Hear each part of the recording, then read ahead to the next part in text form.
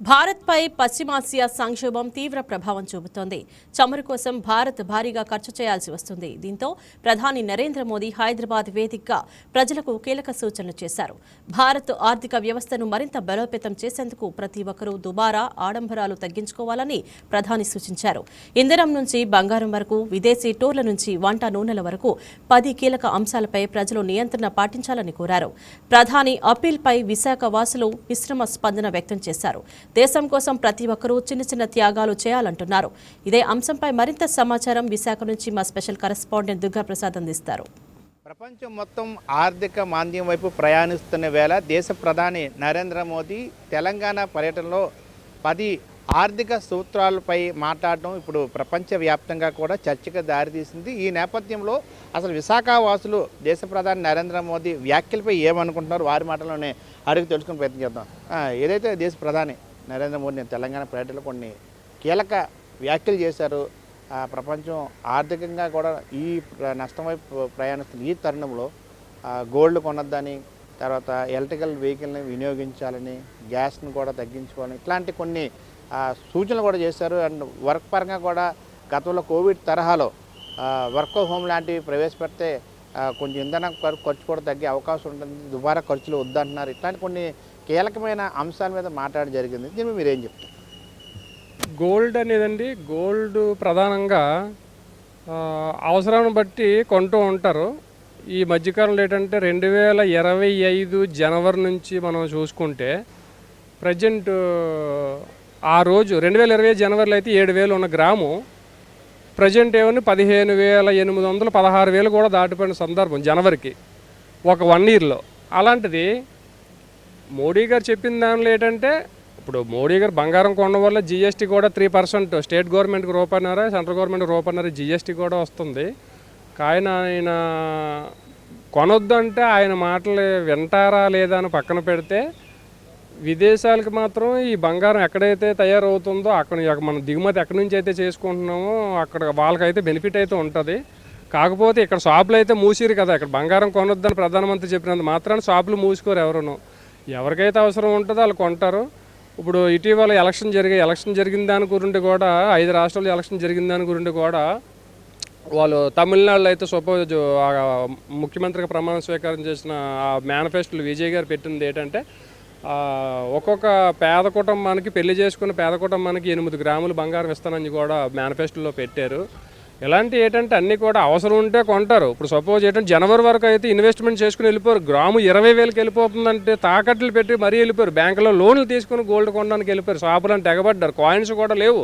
ఆ రోజు కాయిన్స్ కోసం అయితే వారం రోజుల వరకు ఆగాలన్నానంటే ఆ రోజు చాలా కష్టమైపోయింది. వైజాగ్లో షాపులన్నీ కూడా ఎక్కడ కూడా బ్లాక్ అయిపోయి. కానీ ఈ రోజు పరిస్థితి చూస్తే కొద్ది మళ్ళీ తగ్గింది. ఇక్కడ ఏంటంటే ఇండియాలో ఉన్న స్కామర్లు, గోల్డ్ స్కామర్లు కూడా పాత్ర కొంత ఉంది ఇందులో. ఎందుకంటే అలా రేజ్ చేసుకొని వాళ్ళు డిపాజిట్ అయితే చేస్తారు, వాళ్ళకు కొంత హామీ ఉంటుంది. డీమార్ట్ అకౌంట్ ద్వారా కూడా వాళ్ళు ఏంటంటే గోల్డ్ని రేజ్ చేసుకుని వెళ్ళిపోయారు. దడేలు మనం అక్కడ అమ్మేసుకొని కిందకి డౌన్ చేసుకొచ్చారు. ఈ రోజు అయితే 13,945 రూపాయలు ఈరోజు గోల్డ్ గ్రాము. 22 క్యారెట్ చెప్తాను, 24 ఎందుకంటే మన బిస్కెట్ దొరకదు కాబట్టి 22 క్యారెట్ ఈరోజు 13,945 రూపాయలు ఉంది ఒక గ్రామ్ బంగారం. అయితే గోల్డ్ కొనాలా లేదా అన్నది జనాలు మాత్రం, ప్రధానమంత్రి కాదు ఎవరు చెప్పినా సరే వాళ్ళకి అవసరం ఉంటే మాత్రం కొనుక్కుంటారు. ఇందులో మాత్రం ఎటువంటి సందేహం లేదు. భూములు కానీ బంగారం కానీ ఏదైనా ఆస్తి కొనుక్కోవాలన్నా సరే వాళ్ళు అవసరాన్ని బట్టి వాళ్ళు కొంటారు. అలాగే విదేశీ పర్యటనల కోసం కూడా చెప్పినప్పుడు ఏంటంటే అవసరాన్ని మంచి వెళ్తారు.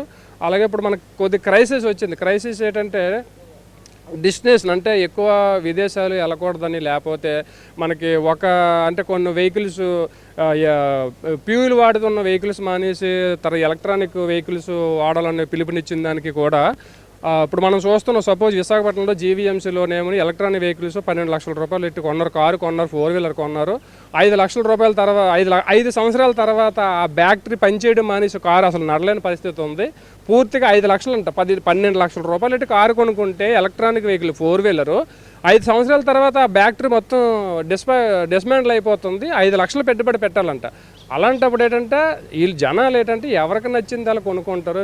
ఎలక్ట్రానిక్ వెహికలే వాడండి, సోలారే పెట్టుకోండి, లేకపోతే ఇంకోటి గ్యాస్ లేకపోతే మరి అక్కడ గ్యాస్ అందరికి అలవాటు చేసింది వీలే కదా.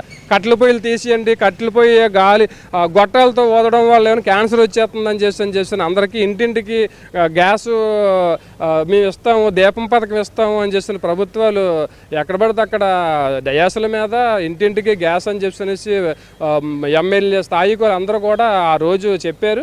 అప్పుడు పూర్తిగా కిరసనాయిలు కూడా రేషన్ డిపోల ద్వారా కిరసనాయిలు కూడా ఇచ్చేవారు ఆ కట్టెల పొయ్యిని వెలిగించుకోవడానికి. ఆ కిరోసిన్ కూడా లేదు ఇప్పుడు. మళ్ళీ కిరోసిన్ సప్లై చేస్తే కట్టెల పొయ్యిలు వాడతారు. కట్టెల పొయ్యిలు వాడడానికి ముట్టించుకోవడానికి కిరోసినే లేదు మరి డిపోల్లోనే. మరి పెట్రోల్ అయితే రేట్ ఎక్కువగా ఉంది. అందువల్ల ఏంటంటే మీరు గ్యాస్ తగ్గించండి, పెట్రోల్ తగ్గించండి అది ఇది అని అంటే మాత్రం ఇక్కడ ప్రభుత్వం దానికి ప్రత్యామ్నాయం కూడా చూపించాలి. ఇప్పుడు ప్రజలు మళ్ళీ కిరసనాయిలు మళ్ళీ అక్కడ వినియోగించడానికి మళ్ళీ కిరసనాయిలు కూడా ఇచ్చేటట్టు ఏర్పాటు చేయాలి మరి ప్రభుత్వం. ఆ విధంగా ఏంటంటే అన్ని విధాలుగా కూడా ఏదైనా ఒక ప్రధానమంత్రి స్థాయిలో చేసి చెప్పినప్పుడు దానికి ప్రత్యామ్నాయంగా కూడా ఆయన అన్ని అవకాశాలని కేంద్ర రాష్ట్ర ప్రభుత్వాల తాలూకా మంత్రులు ఉంటారు, ఎమ్మెల్యేలు ఉంటారు, స్థానికంగా కలెక్టర్లు వీళ్ళందరూ ఉంటారు. కాబట్టి వీళ్ళందరి నేపథ్యాన్ని వీళ్ళందరికీ చెప్పి అప్పుడు దాని నిర్ణయం తీసుకోవాలి. ఓకే అండి, థ్యాంక్ యూ. అదే ఒక క్వశ్చన్ సార్, ఇప్పుడు ఎలక్షన్ మన రీసెంట్గా 5 రాష్ట్ర ఎన్నికలు జరిగినాయి. సో అప్పుడు ఈ 10 సూత్రాల మీద ఇంపార్టెంట్ టాపిక్ మీద అప్పుడు ఎందుకు మాట్లాడలేదు? ఎలక్షన్ రిజల్ట్ వచ్చి ఆల్రెడీ ప్రభుత్వాలు ఏర్పాటు అయిపోతున్నాయి. ఇప్పుడు తెలంగాణ పర్యటన వచ్చిన తర్వాత ఇప్పుడు ఆఫ్టర్ రిజల్ట్ దీని మీద మాట్లాడడం కనుక దీనికి ఏమైనా దీన్ని ఏ విధంగా చూడొచ్చు? అంటే ఎలక్షన్ అంటే ఇది ఒక విధంగా అంటే ఎలక్షన్ స్టంట్ అని చెప్పలేము. కానీ ఇక్కడ జరిగింది ఏంటంటే ఎలక్షన్లోనే ఎక్కువ మెజారిటీ బీజేపీ గెలుచుకోవడం జరిగింది. తమిళనాడులో మాత్రం బీజేపీని నమ్మలేదు. వాళ్ళు ఎప్పుడు కూడా ఏంటంటే ఒక పార్టీని గెలిపించాలని చేయాలని పార్టీని మార్పించుకోవాలని ఆ లోకల్గా ఉన్నవాళ్ళు తప్ప వాళ్ళు వేరే రకంగా డిఫరెంట్గా ఉంటుంది. తమిళనాడు ఓటర్ల తీర్పు డిఫరెంట్గా ఉంటుంది. కాకపోతే ఇక్కడ మనం ఏంటంటే ఈ బంగారం గురించి కానీ ఎలక్షన్ గురించి కానీ అంటే అది దానికి ఇది మనకి మ్యాథ్స్ అవ్వకపోయినా కూడా అది దాన్ని వేరే కోణంలో చూడవచ్చు. కానీ ఇది వేరువేరుగా భవిష్యత్తులో ఏం జరుగుతుందో వేసి చూడడమే. మరి మనతో పాటు మరికొంతమంది ఉన్నారు. సో వారి మాట అడిగి తెలుసుకుని పేరు చేద్దాం. సార్, దేశ ప్రధాని నరేంద్ర మోదీ గారు సో నిన్న హైదరాబాద్లో తెలంగాణ రాష్ట్రంలో పర్యటనలో కొంచెం కీలకమైన వ్యాఖ్యలు మాట్లాడారు. 10 సూత్రాలు చెప్పారు. గోల్డ్ కొనద్దు 1 ఇయర్ వరకనే, గ్యాస్ వినియోగం తగ్గించాలని, డీజిల్ చాలా ఇబ్బంది పరిస్థితి, ఎలక్ట్రికల్ వెహికల్ వాడాలని, ఆర్థిక మాధ్యమం ప్రపంచం వెళ్తున్న ఈ తరుణంలో ఈ వ్యాఖ్యలు చేయడం కొంచెం ప్రపంచవ్యాప్తంగా కూడా చర్చలు జారితీసింది. దీని వెనక ఉన్న మర్మం ఏముందంట? మర్మం అంటే ఇదే, ఆయన ఏదైనా చెప్పాడంటే ముందు చూపుతోటి చెప్తాడు. మనకు అన్ని అవగాహన అవ్వవు కదా. ఆయన చెప్పాడు అంటే అది జరుగుద్ది, అది అట్లా చేయాల్సిందే. మన ప్రధానిగా అతను ఏం చెప్పినా సరే మనం మంచి కోసమే చెప్తాడు కాబట్టి మనం అది చెయ్యాలి, తగ్గించుకోవాలి. 100 చేయాల్సింది 50 చేస్తాం, 50 చేయాల్సింది 25 చేద్దాం. అట్లా చేస్తే ప్రధాని చెప్పినట్టు మన దేశం మంచి అభివృద్ధి చెందుద్ది. మనం కాన్ఫిడెంట్గా నిలబడటానికి ఛాయిస్ ఉంటుంది. ఎందుకంటే చెప్తున్నారుగా ఇతర దేశాల నుంచి మనం డౌన్ చేసుకోవాల్సి వస్తుంది. దానివల్ల మన మాన్యాన్ని వాళ్ళకి ఎక్కువ ఇవ్వాల్సి వస్తుంది. దానివల్ల మనం దాన్ని తగ్గించుకుంటే, ఇప్పుడు గోల్డ్ తిండికి ఏం కదా, ప్రాణాలేం పోవు కదా గోల్డ్ కొనకపోతే.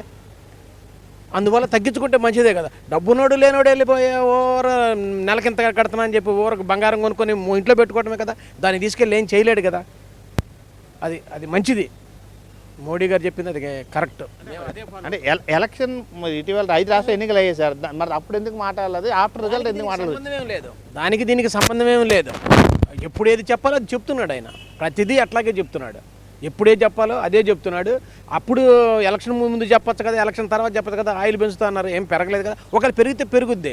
మనం ఇదైతేనే కదా, ఆయన జేబులో ఏం పెట్టడం. మనం చేయాల్సిందే, మన కోసమే చెప్తున్నాడు. అది మనం నమ్మాలి. ఇన్ని సంవత్సరాలు నమ్మలేదా? ఇప్పుడు ఇది నమ్మాలి. ఎందుకంటే మనకు ఎదురుగా ప్రతిదీ కనిపిస్తుంది. అందుకే మోడీ ఏది చెప్పినా అది కరెక్టే, మనం ఫాలో అవుతాం.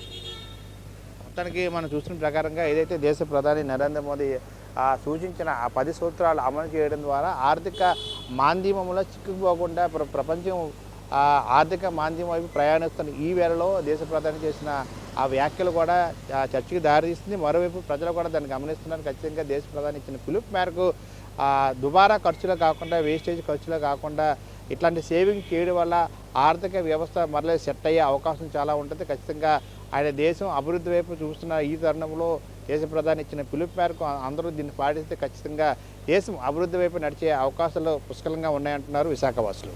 వీడియో జర్నలిస్టు కిషోర్తో దుర్గాప్రసాద్, వైకే న్యూస్, విశాఖ.